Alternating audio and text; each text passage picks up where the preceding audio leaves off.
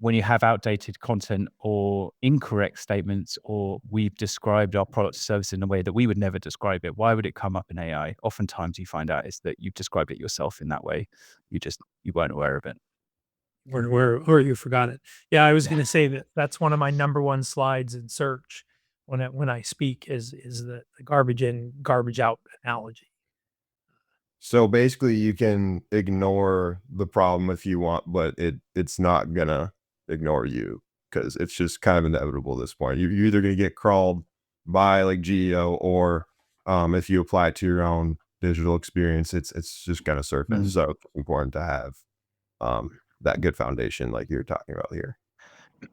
Yeah, and if we think about why, do you remember when LLMs first came out and everyone was talking about it? They'll never go anywhere. The level of hallucination is just too high. It gaslights you, and that is still very present today, albeit less with these new models. They're a lot more accurate.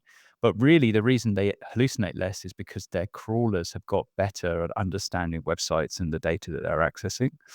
But if your content structure or the way that you write about what you do isn't clear, isn't just the what, the how, the why, then an LLM has to infer what you can do and can't do, and that's why it hallucinates. So if you're not providing enough context to the machines, then they will make it up in your absence. And I think that's quite interesting. We anthropomorphize them as these big sentient beings, but they are just really, really smart probabilistic engines.